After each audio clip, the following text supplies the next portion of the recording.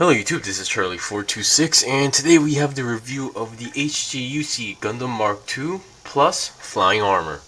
This is basically the Gundam Mark II with the addition of the Flying Armor that we saw once in Zeta Gundam and Double Zeta. Now once again, those who are wondering, this is actually the older HGUC Mark II, not the revived version, but there is something that I have to mention about the revive as well in this review. So anyway, let's go on to the review. So as you can see, I have the Gundam Mark II and on the Flying Armor. And so of course for components, that's what you get for both of them. I'll let them rotate around. For other accessories, that you get a sticker sheet, but not a big one. You have these two large stickers which I did not use. You get two camera stickers for the back and the front for the head, and then the eye camera. So this kit actually lacks some stickers, but because they are more focused on the Flying Armor, if you ask me. Beyond this is you get some leftover polycaps. You get two of these pieces, which is technically for the backpack. However, you do not use these versions. You actually get a different type of piece for this part, which I will also explain later. And then you get one of these, but yeah, the molded in beam saber hand, and this is highly unnecessary. I will show you guys why, so let me get rid of that. You get its shield. Once again, for the shield I color the yellow parts in gold because I ran out of yellow Gundam markers, and they do not give you a sticker for this. And once again, despite being the older version, you can make it up to the folded up version like this, because this part also serves as a hole. So just letting you guys know. And then the typical, we get its antenna / Vulcan pod connector. Nothing, you know, just a whole gray piece, nothing too special. Pretty much attached to the back of the head. You get its hyper bazooka and its standard beam rifle in one color. So that's that. So let's get on to the review. First of all, let me get rid of the rotating stand as usual, and let's start with I will start with the kit itself, the mobile suit itself. So let me adjust the camera. So let's start with the head, and I will apologize. Sorry for the broken V-fin on my kit. I have no idea when or how I broke it. I just basically came back from the bathroom and then realized the V-fin was broken. So oh well. But I already have plans for the revive version, so not too shabby. The head, the eyes are a sticker. The head, the front and back of the camera is also a sticker. Beyond this, those vents on the side, and then on the mouth, on the face plate, that's what I panel lined as well, and a little bit on the top as well. So for the head, it can go down that much, up that much, and then rotating 360 is technically possible, but it may be a little bit tricky with those stuff on its back. Also, I did try to trim. I think the reason why it broke was that I was trying to trim down the safety nubs on the V-fin, and maybe I trimmed it a little bit too much, hence it got weak. So that's that. The main body, nothing too special going on in the main body, and technically these two parts should have a sticker, but does not come with it. Oh well. Unlike the revive version, there is no ab crunch, nothing at all. And a little bit of articulation on the waist, but because of the back skirt armor piece, you cannot go 360. The shoulders, they can go forward and backward a little bit, and the way, because of their structure, you can't go that much to the side. I mean the shoulder itself, but you can make the move, arm move to the side more than 90 degrees. And this being the older version, number 54, there's no double bented arm, but only a 90-degree bend. I almost forgot, but you do also get a shield connector for the arm.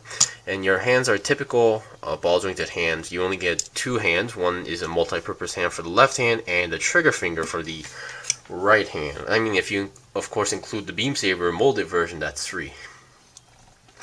Okay, beyond this, let's look at the backpack. The backpack is pretty much, you know, what you expect from the Gundam Mark II. You also have this hole on this part, which I cannot take off for some reason, which I assume was meant for the Super Gundam variant.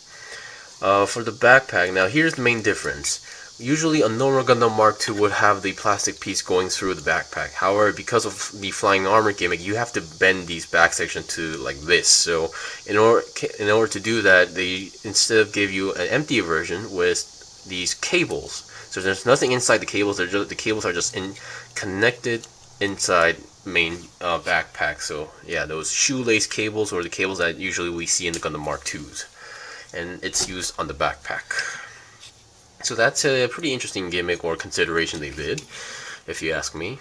The front skirt, that's as far as you go to the front, and then the side armor, not much you can go. The back, no movement at all, but you do get this part where you can, I think you can have this part and then store the bazooka if you want to do so.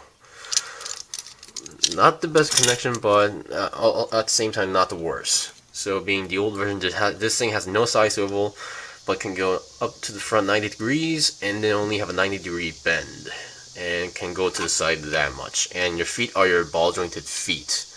However, the feet are able to fold up like that a little bit. Now there's a reason for this one.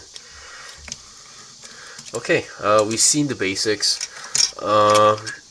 For weapons, they're pretty standard, so I'm just going to show you guys an example. The way how you're supposed to attach the weapons is that because of the trigger finger being here, you have to move your way through like that and then attach it. And it has a firm connection as well. I mean, sort of. It's not, at least it's not wobbly like the old gym cold districts type. So you have no problem at all. Same goes for the bazooka. For this review, I'm not really going to focus on the weapons or accessories, but I am going to focus more on the flying armor gimmick. And then for the bazooka, it's pretty much the same. Now, this beam saber effect is from the revived version.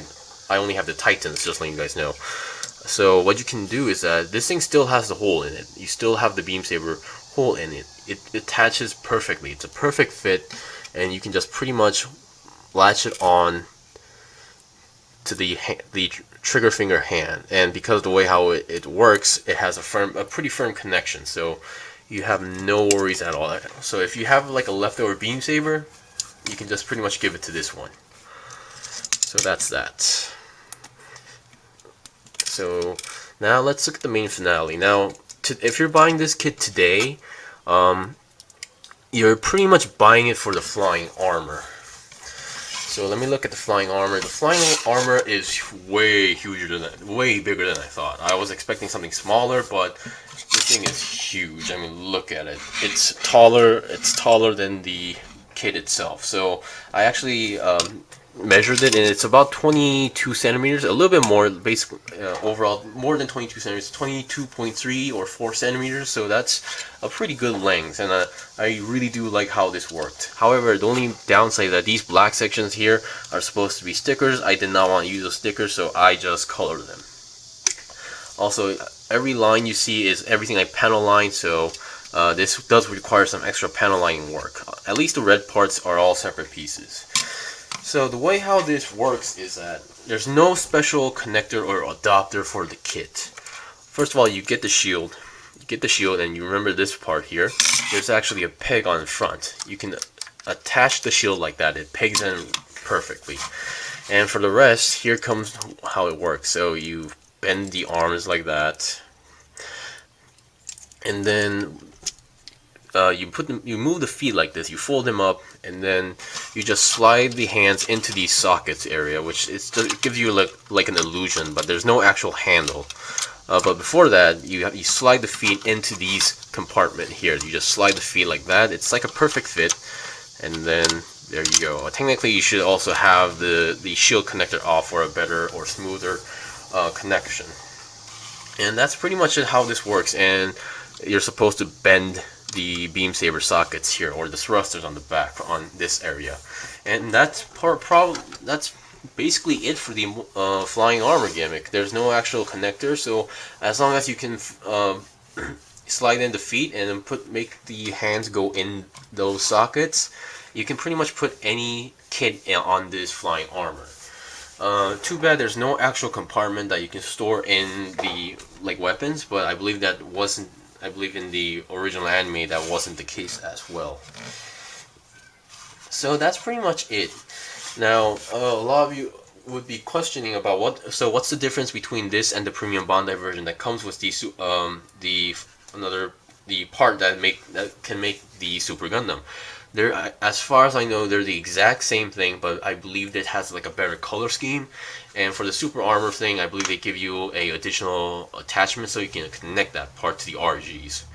This one is pretty much, yeah, you can pretty much work with any kit on this. So, does the revive version, can the revive version get on the flying armor? Technically, yes, it's possible. However, there's some stuff I would like to mention.